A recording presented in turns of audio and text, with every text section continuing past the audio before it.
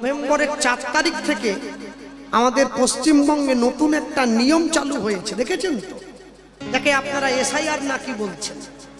তো এসআইআর যে শুরু হয়েছে, যারা প্রকৃত বঙ্গবাসী, যারা প্রকৃত ভারতীয় নাগরিক তারা থাকবে, আর বাকিদের ঝোলা নিয়ে ওপারে চলে যেতে হবে। যদি নাও যায় কম করে সুন্দরবন। এখন কথা হলো, এই সুযোগে দুটো উপকার হচ্ছে। উপকারটা কি? প্রথম উপকারটা হলো, যারা ভারতবর্ষের নাগরিক নয় তারা আর এই দেশের সম্পত্তি ভোগ করতে পারবে না, এটি প্রথম উপকার। দ্বিতীয় উপকার হচ্ছে, অনেক ছেলে মেয়েরা 2002 সালের আগে বা পরে তাদের বুড়ো বাপ-মাগুলোকে বৃদ্ধাশ্রমে রেখে এসেছে, তারা আর খোঁজও নেয় না। তা এখন এই যে এসআইআর শুরু হয়েছে, এখন এই পদ্ধতিকে কেন্দ্র করে ছেলে মেয়েরা বাবা মার খোঁজ নিতে বৃদ্ধাশ্রমে ছুটে যাচ্ছে। বাবা একটিবার দয়া করে তোমার ওই ভোটের কাগজটা, মানে 2002 সালে তুমি যে ভোট দিয়েছিলে, তা যদি না হয় বাবা আমাদের তো দেশে থাকা দুর্দায় হয়ে যাবে। তা দুটো উপকার হচ্ছে। ঠিক তেমনি হরিনাম সংকীর্তনের অনেকগুলো উপকার আছে, একটা দুটো নয়, 8টা উপকার। চেতো দর্পণ মার্জনম ভব মহাদাবগ্নি নির্ব্যাগনম শ্রেयो কৈরবো চন্দ্রিক বিতরণম বিদ্যাবধূ জীবনম আনন্দম বুদ্ধিবর্ধনম প্রতিপদম পূর্ণামৃত স্নাগনম পরমাত্মা স্বাপনম পরম বিজয়তে শ্রীকৃষ্ণ সংকীর্তনয়ম কৃষ্ণ সংকীর্তনয়। 8টা উপকার। কি? চেতো দর্পণ মার্জনম, চিত্ত দর্পণটা মার্জিত হয়। ভব মহাদাবাগ্নি নির্ব্যাপনম, যে দাও দাও করে ভবসমুদ্রের মাঝে সংসার রূপী আগুন জ্বলছে, আদি দৈবিক, আদি ভৌতিক, আদি আধ্যাত্মিক, সেই জ্বালা নির্বাপিত হয়। এরপর আনন্দম বুদ্ধিবর্ধনম, আনন্দ এবং বুদ্ধি বৃদ্ধি পায়। বিদ্যাবধূ জীবনম, বিদ্যাবতী বধূর মতো জীবন কাটে। শ্রেয় কৈরব চন্দ্রিকা বিতরণম, সুন্দর চন্দ্রের কিরণের মতো আলোক ছটা বিচ্ছুরিত হয়। এবার সবার শেষে গিয়ে বললেন, পরমাত্মা স্বাপনম পরম বিজয়তে শ্রীকৃষ্ণ সংকীর্তনয়ম। যে পরমাত্মা এতদিন পর্যন্ত সংকীর্তনের অভাব বোধ করছিল, সেই পরমাত্মা তোমার ঈশ্বরের চরণ প্রান্তে ধাবিত হয়। আমরা বলতে গিয়ে শুনব লীলা মাধুর্য যা পরিবেশন হবে আজকে এই জায়গায় দাঁড়িয়ে, গৌড়চন্দ্রিকার শেষে। আজকে এই জায়গায় দাঁড়িয়ে আমরা ভগবান শ্রী গোবিন্দের সখ্য প্রেমের কথা শুনছি। আস্তে ভগবান বৃন্দাবনে 2 রকমের মানুষকে ভালোবেসেছেন, সকলে মনে রাখুন। 2 রকম, কথা বলবেন না কেউ, কথা নয়। 2 রকম মানুষকে ভালোবাসলেন। এক হচ্ছে ভগবানের সখা, আরেক হচ্ছে ভগবানের মিত্র। তাহলে দুজনেই তো একই হতে পারত না, দুজনে একই নয়, দুজনে আলাদা। আলাদা কিরকম? ভগবানের সখা, যে সখার সঙ্গে মৃত্যুর একটা বিস্তর ফারাক আছে। ভগবানের সখাকে শ্রীদাম, সুদাম, দাম, বসুদাম, সুবল, মহাবল, সুবাহু, মহাবাহু, স্তককৃষ্ণ, অর্জুন, লবঙ্গ, মধুমঙ্গল, এই হচ্ছে ভগবানের 12 জন সখা। তা এরা সখা। আর ভগবানের মিত্রকে, ভগবানের মিত্র হচ্ছে অক্রূর, ভগবানের মিত্র উদ্ধব, ভগবানের মিত্র সুদামা। এরা মিত্র, এরা সখা নয়। তাহলে সখা আর মিত্রের মধ্যে তফাৎ কি? এইখানে রূপ গোস্বামী পাদ খুব সুন্দর করে শ্লোক দিয়েছেন, কাকে সখা বলে, কাকে মিত্র বলে। আসুন প্রথমে শুনে নেই কাকে সখা বলে বলছেন তিনি। সখাকে কৃষ্ণস্তু আত্মচৈবনম দেহি তন্তু কলেবরম দেহিস্তু কৃষ্ণাস্ত্যইতি প্রিয়ং কৃষ্ণ ভাতি সদা। এই হচ্ছে সখা। সখা হলো সেই মানুষজন যারা কৃষ্ণ সুখে সুখী হয়, কৃষ্ণ দুঃখে দুঃখী হয়। গোবিন্দ কালীদহের জলে ঝাঁপ দিল কালীয় নাগকে মারবার জন্যে। সখারা গিয়ে কালীদহের পাড়ে বসে কত কান্না করছে, কৃষ্ণ ফিরে আয়, কৃষ্ণ ফিরে আয়। এ সখা কৃষ্ণকে কাঁধে চড়ে নিয়ে বেড়াচ্ছে, এঠো ফলটা কৃষ্ণকে দিচ্ছে। এ সখা মিত্রকে আবার রূপ গোস্বামীপাদ ঘুরে লিখছেন, কে মিত্র? প্রেমাস্তু প্রিয়বর্ধনম মিত্রাস্তু গোবিন্দস্যম পরমাত্মা সদা ভাতি মিত্র নাম চৈব কেবলম। এই হচ্ছে মিত্র। মিত্রকে ভগবানের মিত্র হচ্ছে সেই মানুষজন যারা কৃষ্ণের দুঃখে দুঃখী হয়। কৃষ্ণ যদি কালীদহে ঝাঁপ দেয় তো তারা কালীদহের পাড়ে বসে কাঁদে, কিন্তু কৃষ্ণকে বাঁচাবার জন্য কেউ ঝাঁপ দিয়ে পড়ে না। ওই জায়গায় যদি মিত্র থেকে থাকে, যে ভগবানের মিত্র, সে কিন্তু দুবার চিন্তা করবে না, সে ঝাঁপ দিয়ে জলে পড়ে যাবে। প্রাণ যায় যাক আর প্রাণ থাকে থাকে। এটাই হচ্ছে সখার সঙ্গে মিত্রের তফাৎ। সখা কৃষ্ণের জন্য কষ্ট পায়, আর মিত্র কৃষ্ণের জন্য নয়, কৃষ্ণ কষ্ট পাচ্ছে এটা ভেবেই সে কষ্ট পায়।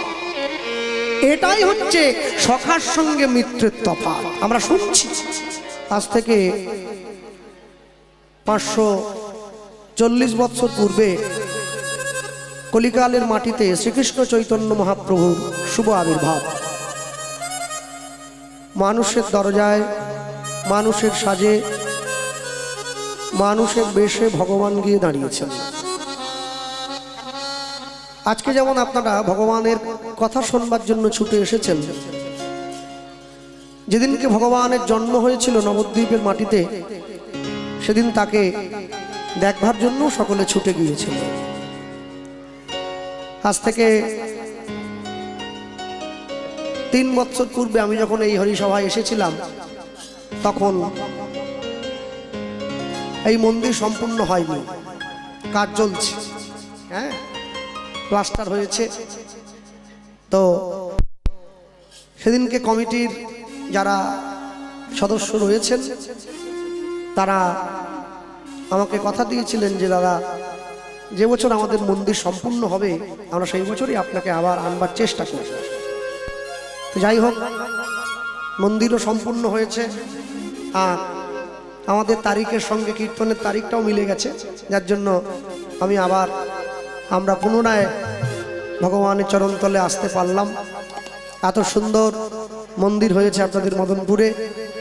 আপনারা সকলে যাতে সেই মন্দিরের গৌরব অক্ষুণ্ণ থাকে, আপনারা সতত সেই চেষ্টা করবেন।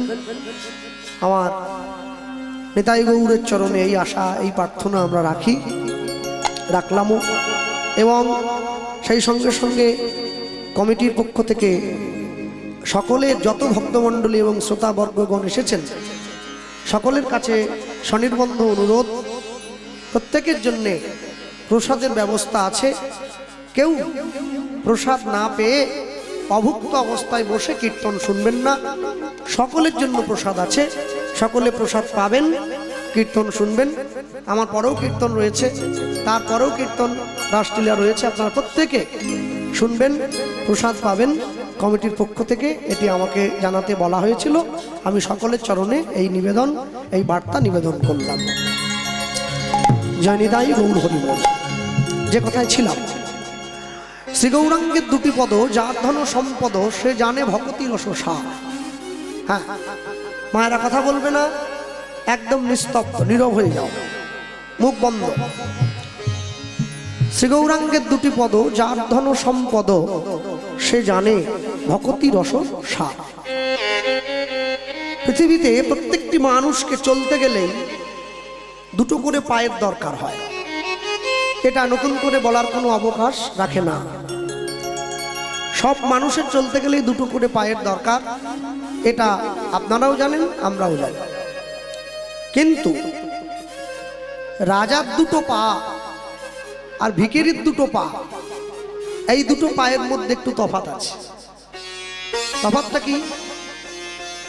রাজা তার রাজ ঐশ্বর্যের কারণে জগতে পূজিত হয়, আর যে গরিব হয়, সমাজের নিম্ন শ্রেণীর মানুষ হয়, মানে যার অর্থ নেই, যার ধন সম্পত্তি নেই, সেই মানুষটা অর্থ না থাকার জন্যে সমাজের কাছে ভালোবাসা থেকে বঞ্চিত হয়। নিতাই গৌর হরি বল হরি বল। তাহলে তফাৎ কি? তফাৎটা এটাই, শ্রী গৌরাঙ্গের দুটি পদ। বাস্তব জগতে চলতে গেলে প্রত্যেকটি মানুষের দুটো পায়ের দরকার, একটি ডান পা, একটি বাম পা। সেই ক্ষেত্র ধরে চৈতন্য মহাপ্রভুর দুটো পা। তাহলে চৈতন্য মহাপ্রভুর যে দুটো পা, এতে তো নতুন করে বলবার মতো কিছু নেই। তাহলে চৈতন্য মহাপ্রভুর দুটো পা কি কি? এইটাই হচ্ছে তফাৎ। আমাদের দুটো পায়ের সঙ্গে চৈতন্য মহাপ্রভুর দুটো পায়ের একটু তফাৎ আছে। তফাৎটা কি? চৈতন্য মহাপ্রভুর দুটো পা হচ্ছে, একটা পা হলো রাধা, আরেকটা পা হলো কৃষ্ণ।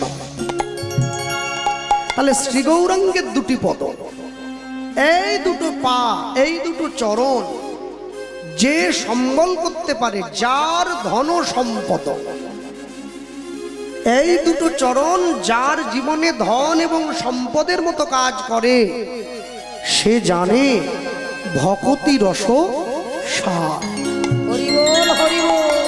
জগতের ভক্তি প্রাপ্ত করতে গেলে যেটার প্রয়োজন, চৈতন্য মহাপ্রভুর চরণ সেই দিকেই আমাদেরকে নির্দেশ করে। কেন? মনে রাখবেন, যারা বসে আছেন আজকে এই স্থানে কীর্তন শোনার জন্য উপস্থিত হয়েছে, আশ্চর্য কি জানেন, জগতে প্রত্যেকটা মানুষ, প্রত্যেকটা জীব, কুকুর হোক, বিড়াল হোক, ছাগল হোক, এমনকি মানুষ হোক, প্রত্যেকটা জীব চায় যে আমি জীবনে সুখী হতে চাই। হরি বল হরি বল। যে বেড়াল পরের বাড়িতে থেকে বড় হয়, বেড়াল বেড়ালের মতো করে খুশি হতে চায়। যে সিংহ জঙ্গলে আছে, সেই সিংহটা তার মতো করে খুশি হতে চায়। যে মানুষ সংসারে আছে, সে তার মতো করে সুখী হতে চায়। কিন্তু এখানে একটা কিন্তু যোগ করা আছে। কিন্তু কি? ভগবান সবাইকে সবটা দিয়ে পাঠাননি। এরকম, আচ্ছা, যারা আসলে বসে কথা বলছে, ধরুন গল্প করে বা গল্প করছে, যারা আসরে বসে গল্প করছে, তারা কিন্তু মাইকের সামনে কথা বলতে পারবে না। পারবে কি? পাশাপাশি বসে গল্প করছে, তারা কিন্তু মাইকের সামনে বসে দাঁড়িয়ে কথা বলতে পারবে না। আটকে যাবে, ঘাম দিয়ে দেবে, আগেরটা পরে হয়ে যাবে, পরেরটা আগে হয়ে যাবে।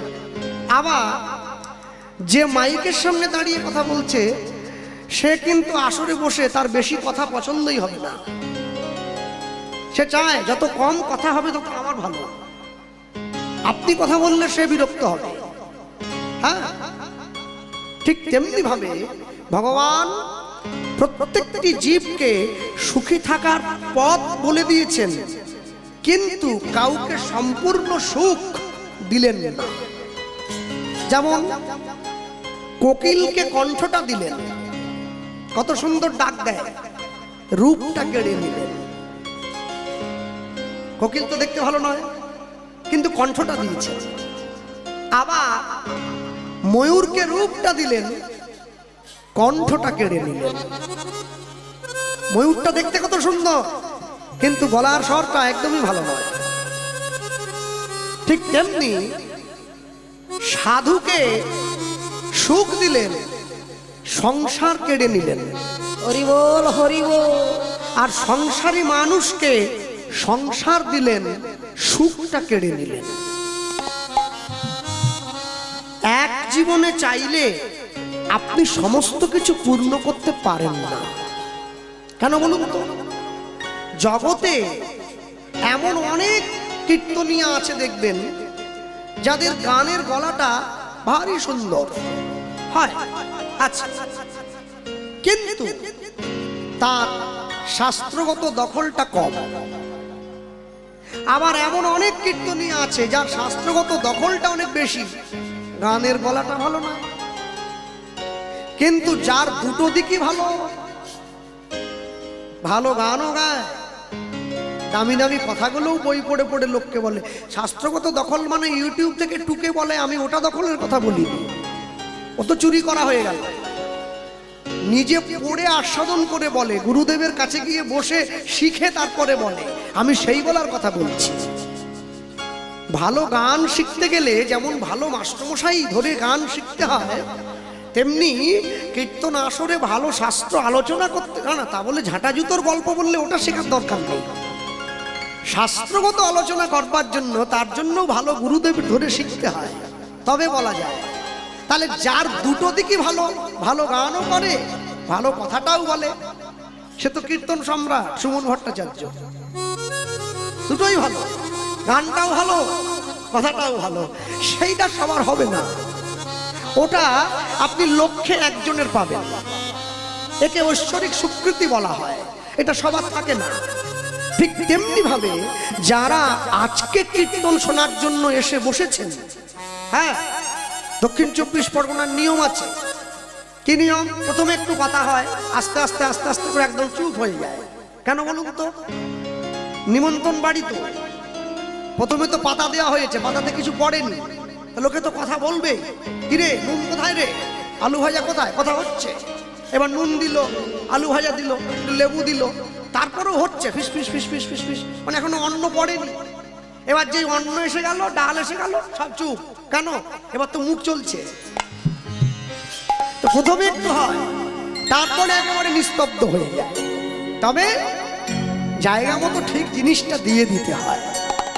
শ্রী গৌরাঙ্গের দুটি পদ, যার ধন সম্পদ সে জানে ভকতি রস সার। গৌরাঙ্গ মধুর লীলা যার কর্ণে প্রবেশিলা।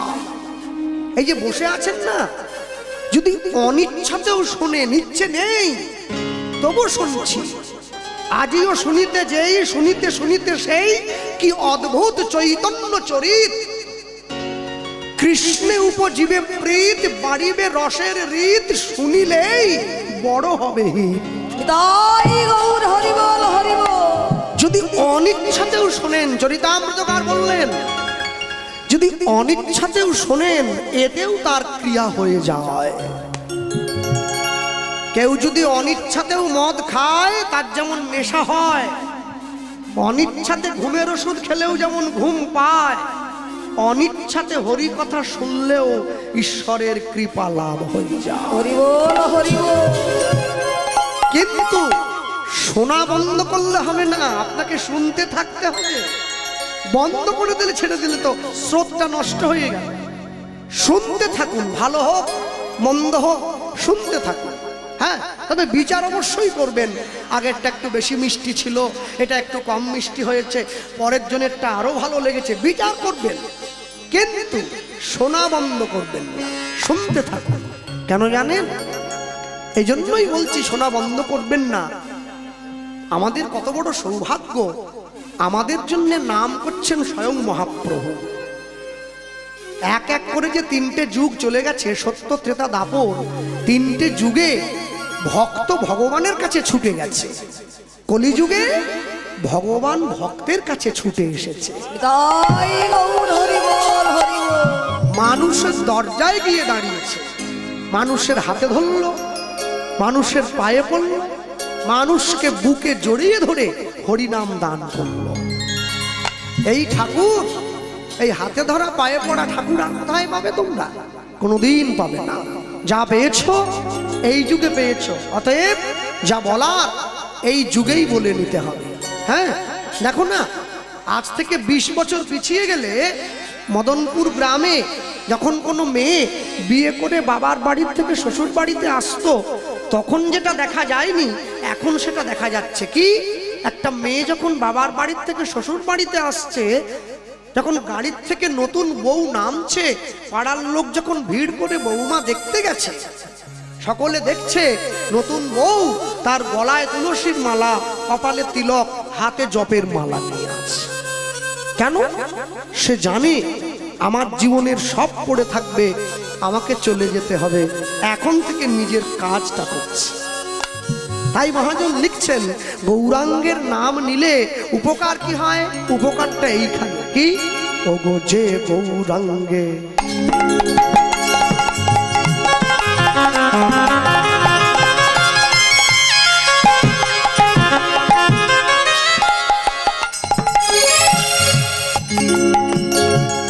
যে গৌরাঙ্গে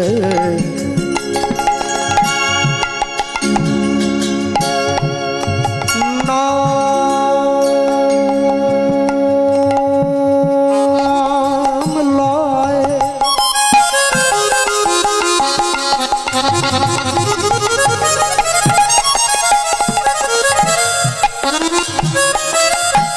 কি হবে? গৌরাঙ্গের নাম নিলে তার হয়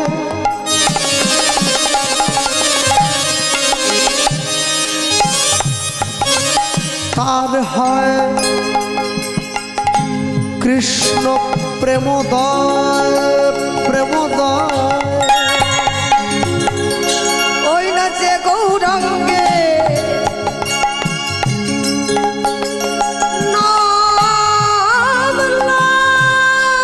লুধ্বনি নিতাই গৌর হরি বল।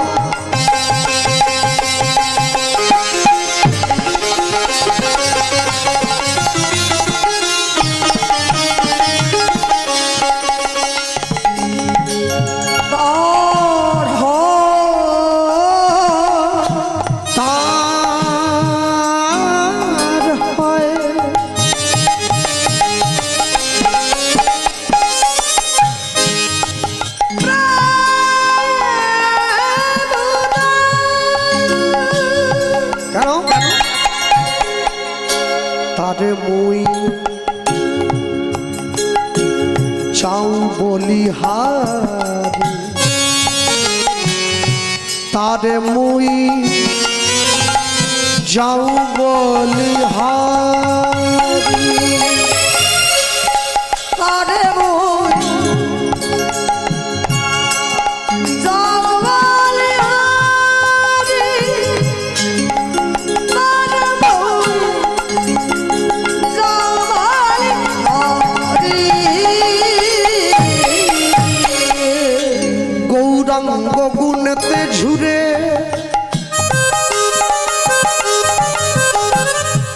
ওগো নিত্য লীলা,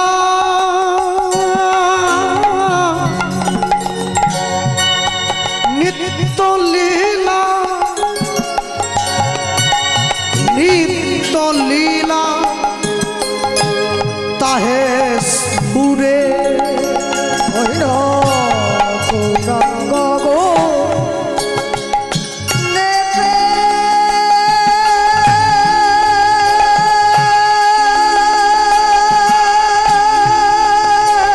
সুরে প্রাণ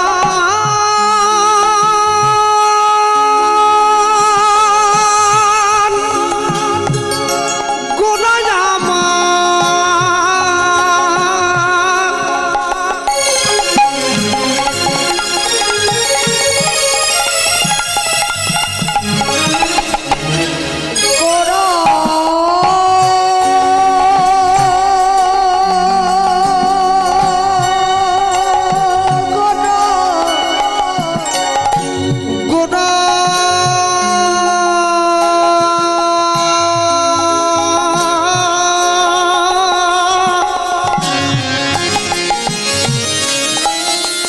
প্রাণ প্রাণ গোড়ায়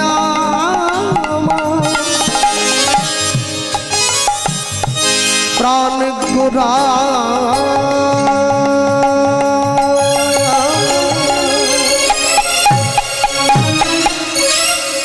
গৌরাঙ্গ গুণেতে সুরে নিত্য লীলা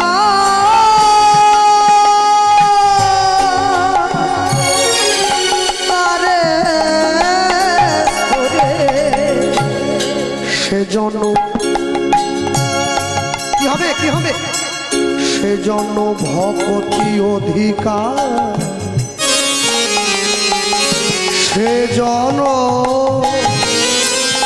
ভকতি অধিকার।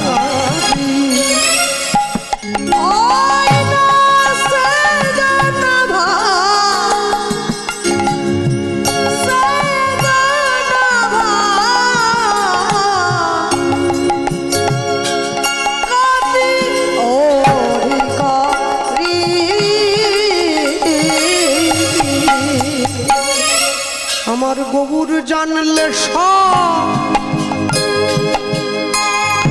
জানা হলো, আমার গৌর জানলে সব জানা হলো। আমার গবুর জানলে তাই হরি হরি গবুর জানলে সব জানা জানা হলো। আমার গৌর জানলে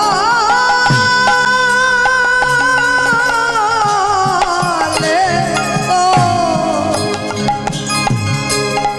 জানা হলো। ওগো শাস্ত্র জানলে যা না হলো, আমার গবুর জানলে তাই জানা হলো। ওই না শাস্ত্র জানলে জানা হলো। ওই না গৌর জানলে সব জানা হলো।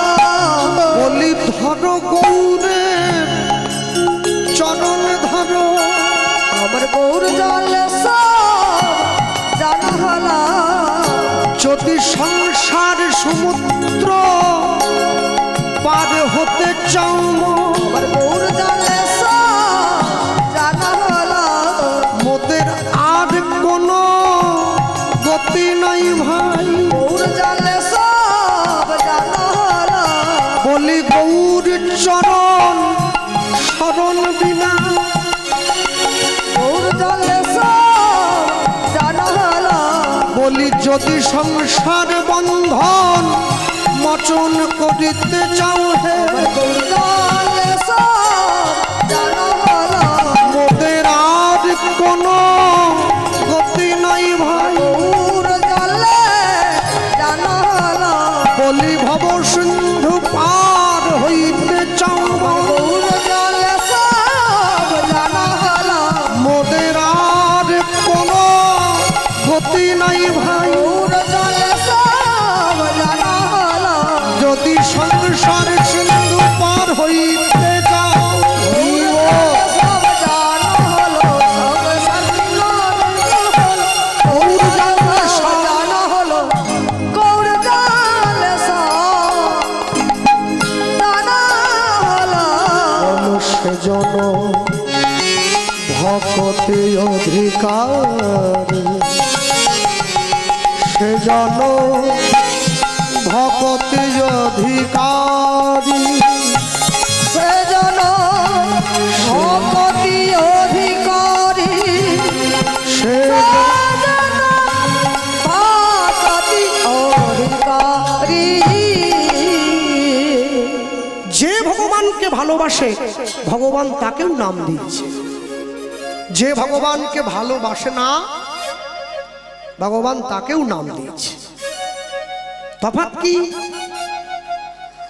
যে ভগবানকে ভালোবাসে সে যখন ভগবানের নাম গ্রহণ করছে তার মধ্যে ভক্তি আছে, তার মধ্যে শ্রদ্ধা আছে, তার মধ্যে আবেগ আছে, তার মধ্যে বিবেক আছে, জাগ্রত চৈতন্য সত্তা সদা সর্বক্ষণ বিরাজমান। হরি বল হরি বল। কিন্তু যে ভগবানকে ভালোবাসে না সে যখন ভগবানের নাম গ্রহণ করছে তার মধ্যে চৈতন্য সত্তা ঘুমন্ত অবস্থায় আছে, ফলে সে নাম অশ্রদ্ধা সহকারে গ্রহণ করছে। হরি বল হরি বল। হ্যাঁ, দেখেন না, রাস্তার পাশ দিয়ে যখন চলে যান, যদি কোনো লোক নেশা করে বসে থাকে, সে হয়তো আপনাকে চেনে, কিন্তু সেই মুহূর্তে নেশা করেছে, তো সে আপনাকে দেখে নেশার ছলেই বলল হরি বল। এটা কিন্তু সে জাগ্রত চেতনায় বলেনি, সুপ্ত চেতনায় বলেছে।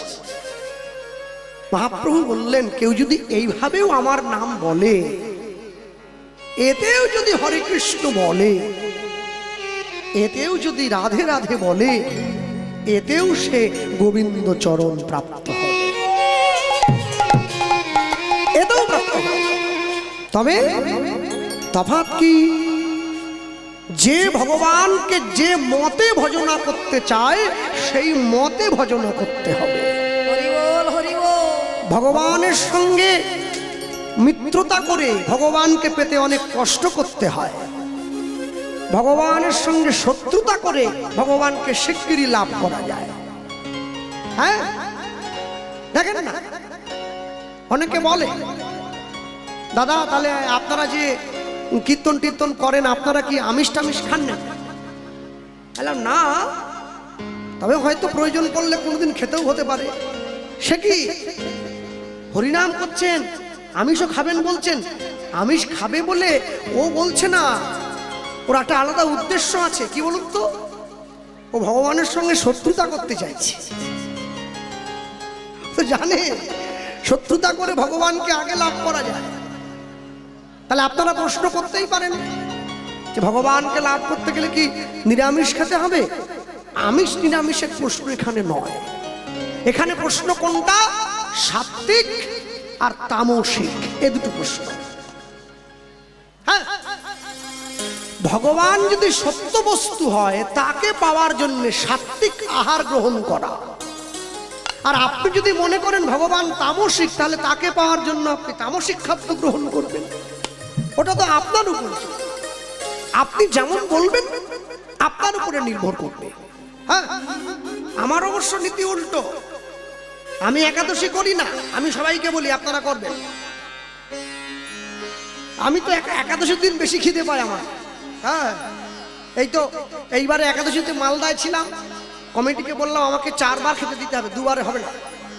বলে কেন? বলে একাদশী না, ওদিন খিদে বেশি পায় আমার। আর নিয়ম সভা মাসে তো একবারে 8 বার 9 বার করে খিদে পেয়েছে প্রত্যেক দিন। সে কি বলবো, হ্যাঁ এত খাওয়া খেয়েছি, একবার রোগা হয়ে গেছি। যেই আমাকে দেখছি কি আবার রোগা হয়ে গেলে, নিয়ম সভা মাস জানো না, নিয়ম করে খেয়েছি একবারে 8 বার 9 বার করে।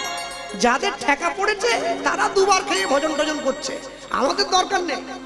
হ্যাঁ, মদনপুরে কীর্তন হচ্ছে, মদনপুরে অনেকগুলো পাশাপাশি গ্রামের কমিটি এসছে, গান খারাপ হয়ে গেলে সেই কমিটি বায়না করবে এখানে না ডাকলো না ডাকলো, অসুবিধা কি? আমরা এই নীতিতে চলছি। হ্যাঁ, আমি নিজে লুঙ্গি পরি, সবাইকে বলি আপনারা পরবেন না, কিন্তু আমি পরব, আমার জন্য ছাড় আছে, আপনারা পরবেন না। আপনি আচরি ধর্ম জীবের শিখায়, আপনি না আচরিলে ধর্ম অপরে শিখানো না যায়। আপনি যেমন দেবেন তেমন পাবেন। আপনি যদি ঈশ্বরের সম্মুখে দাঁড়িয়ে 2 দেন, আপনি 2 ফেরত পাবেন, 3 পেতে পারেন, 4 পেতে পারেন, কিন্তু 5 চাইলে কোনোদিন পাবেন না। নিতাই গৌর হরি বল হরি বল। আপনি তো দিয়েছেন 2, পাবেন কি করে 5? একদম অন্তিমে গিয়ে মহাজন লিখছে, কি লিখলেন? গৌর প্রেম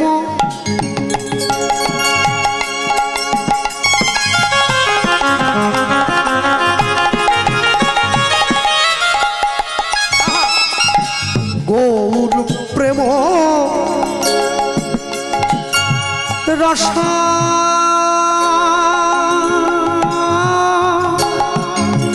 রসাবে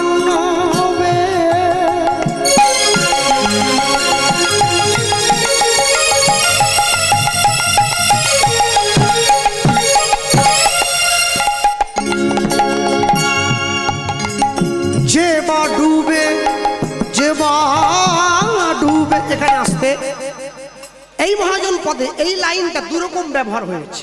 পদটি সকলের মুখস্থ আছে। যেগুলো 91-এর আগের প্রেসের পদের বই আছে সেখানে এই পদটা আছে, যে বা ডুবে সে তরঙ্গে। 91-এর পরে যে পদের বইগুলো প্রেস হয়েছে সেগুলোতে লেখা আছে সে তরঙ্গে যে বা ডুবে। দুটোই ঠিক, আপনি যেমন বলতে পারেন। যে বা ডুবে, যে বা ডুবে সে তরঙ্গে, উলুধ্বনি হৃদয় গৌর হরিব।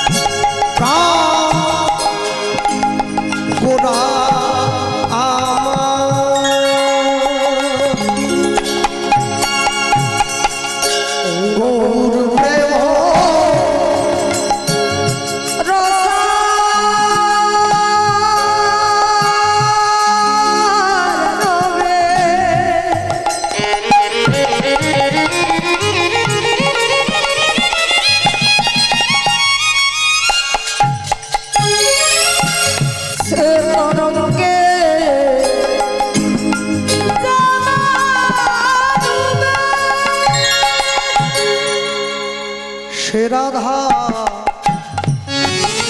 মাধব অন্তরঙ্গ, সে রাধা মাধব অন্তরঙ্গ।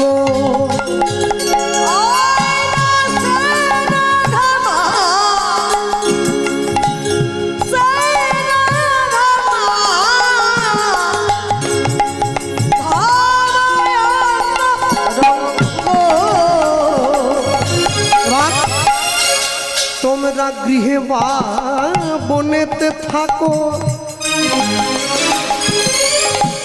হা গৌরাঙ্গ বলে ডাকো। গৃহে বা বনেতে থাকো, হা গৌরাঙ্গ বলে ডাকো। তোমরা গৃহে বা বনেতে থাকো, ওগো হা গৌরাঙ্গ বলে ডাকো। গৃহে বা বনেতে থাকো, হা গৌরাঙ্গ বলে ডাকো। দাস নরোত্তম মাগে তার সঙ্গ, দাস নরোত্তম মাগে তার সঙ্গ। দাস নরোত্তম মাগে তার সঙ্গ, দাস নরোত্তম মাগে তার সঙ্গ। আমি ওই চরণে আশ্রয় নিলাম, আমি এই জানে আশ্রয় নিলাম। আমায় অধম বলে যেন দূরে সরাই দিও না। আমি এই জানে আশ্রয় নিলাম। আমি নিলাম নিলাম শরণ নিলাম,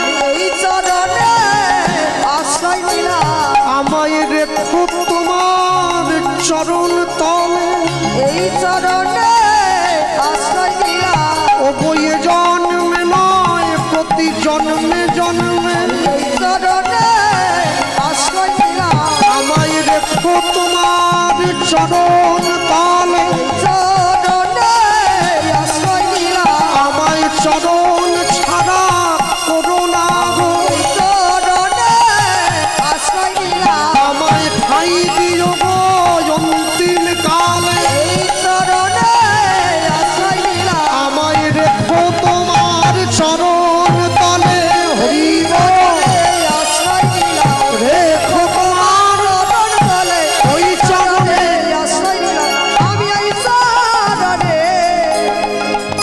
আমি আশ্রয় নিলাম দাস নরোত্তম মাগে তার সঙ্গ